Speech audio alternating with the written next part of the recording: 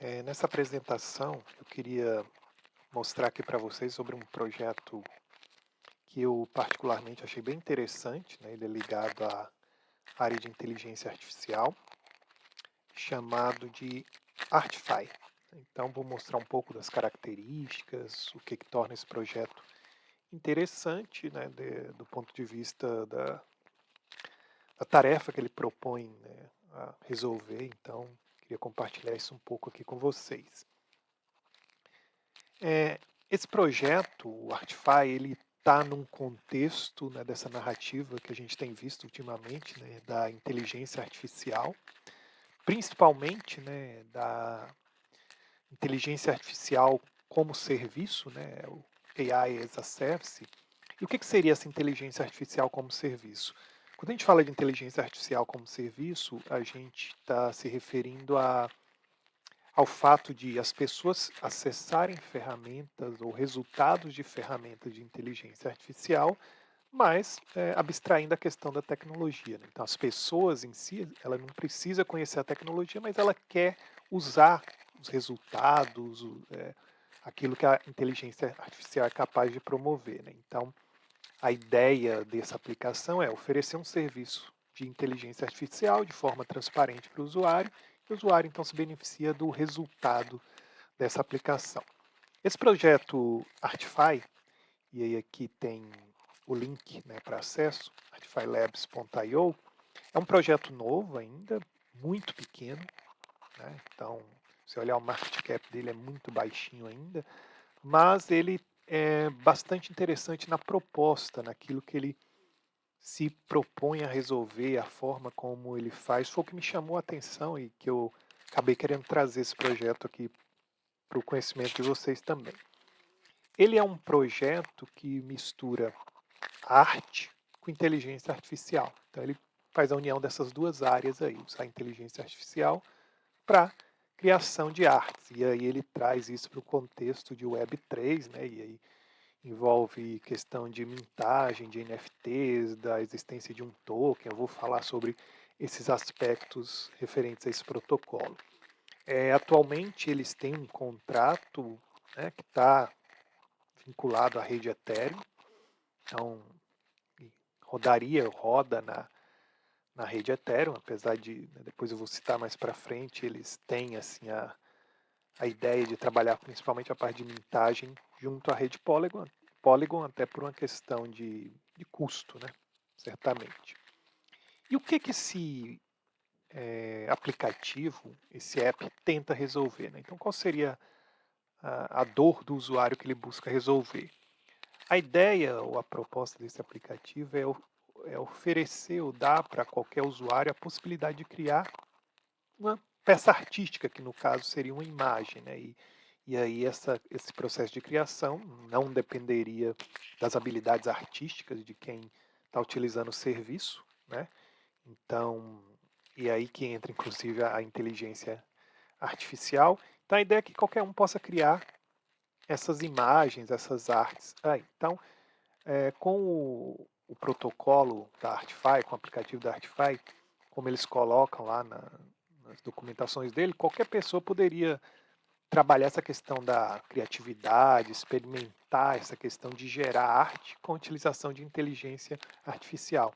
Então a plataforma ela cria essa facilidade para o usuário, né, de criar desenhos únicos, exclusivos, né, de acordo com as características, né, que o usuário quer, e depois o próprio usuário pode disponibilizar isso via NFT no mercado para que seja vendido, né. Então, além de criar, eu posso comercializar essa criação. Então, tudo isso é feito com a intermediação da inteligência artificial. Basicamente, o que a ferramenta faz, ou como é que o aplicativo funciona? Ela converte rabiscos, vamos dizer assim, né, alguns traços, em arte, né. Então, você consegue criar ali um esboço da arte que você quer fazer e junto, né, com um desenho, um esboço, você consegue colocar um prompt, que seria uma descrição, né, daquilo que você deseja. Então esse prompt ele vem complementar esse esboço, esse rabisco que você faz, E a partir disso, a inteligência artificial gera a imagem, e aí depois você consegue ou pode, né, caso deseje, converter isso num NFT. Aqui na imagem, por exemplo, ó, tem um desenho de um troféu, né, de um campeonato, e a pessoa então rabiscou mais ou menos o formato desse troféu, reforçou aqui embaixo no prompt que se tratava de um troféu, né, para que a ferramenta possa se orientar, e depois aqui a gente tem um resultado, né, então a IA cria uma imagem baseado nessa descrição e nesse rabisco que a pessoa fez.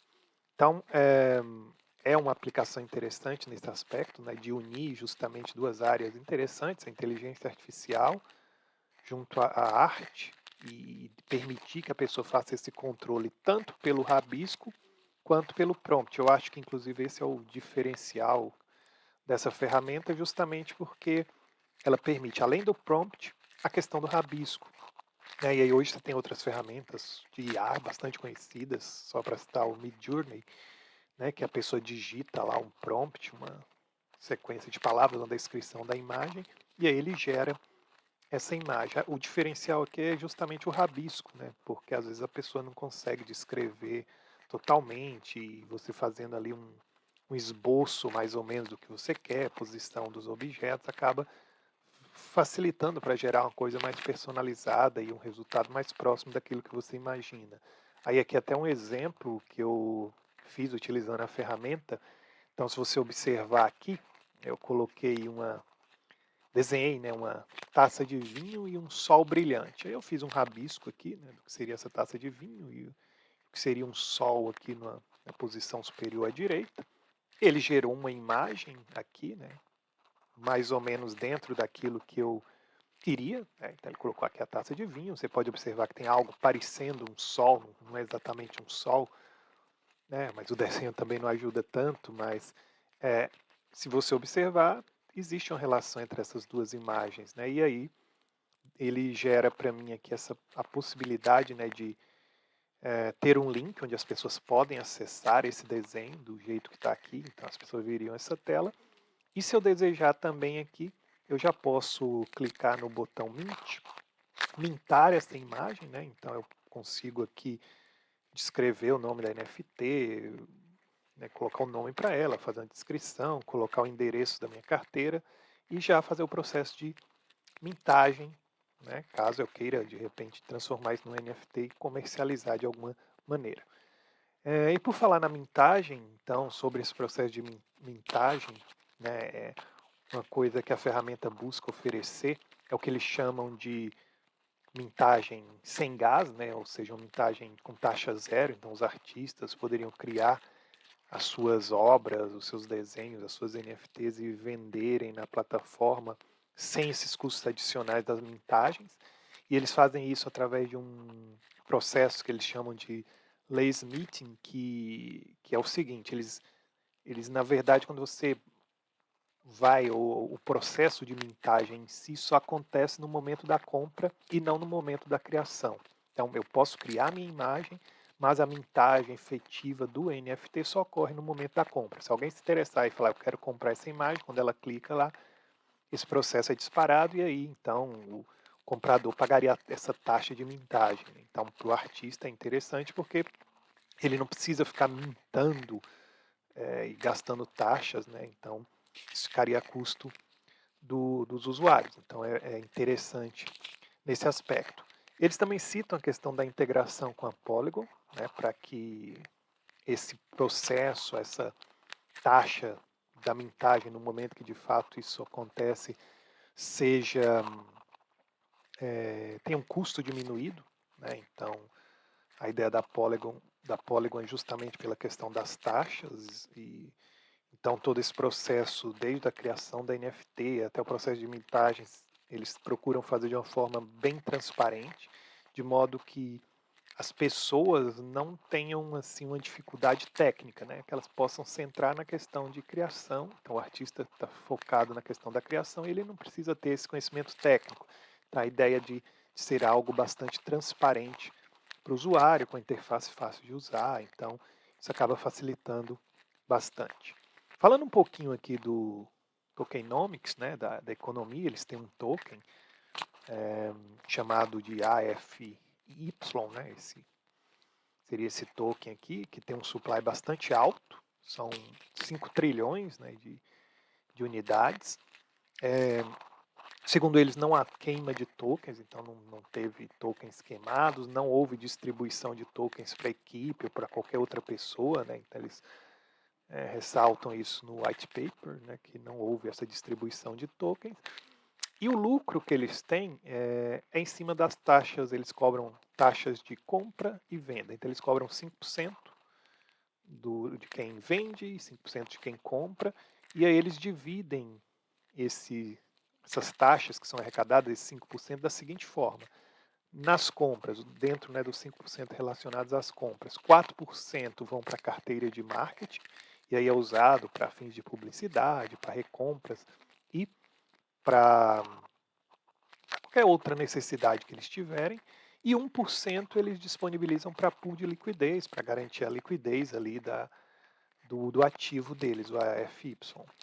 Na parte de vendas, também os 5% são arrecadados, 3% vão para a carteira de marketing e, no caso, aí 2% vão para a pool de liquidez. Então, eles tentam ali disponibilizar entre 3%, 4% do que eles arrecadam ali para a pool de liquidez, para garantir que tenha liquidez relacionada ao token deles, né? Então, eles têm esse processo aí. Acho que a parte do token não é ainda, obviamente, meu modo de ver, a parte mais interessante. Acho que o interessante desse projeto é realmente a ideia, a tecnologia que eles propõem, né?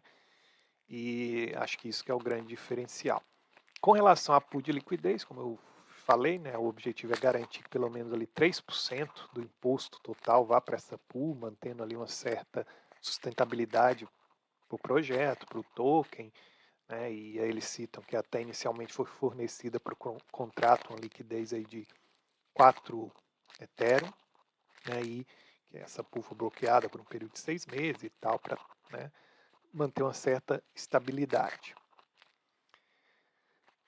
Com relação ao roadmap do aplicativo, né, projeto, eles não citam datas, então a gente não encontra datas, quando as coisas vão ser feitas, mas eles colocam basicamente 3 estágios, que seriam 3 grandes objetivos. O primeiro estágio seria esse estágio inicial, onde eles estão buscando consolidar a marca, seja por meio de ações de marketing, né, no intuito de tornar a ferramenta ou se posicionar no mercado como uma ferramenta líder de geração de artes por inteligência artificial, né? E no caso junto às NFTs, né? Transformar essas imagens criadas com a ajuda da IA em NFTs.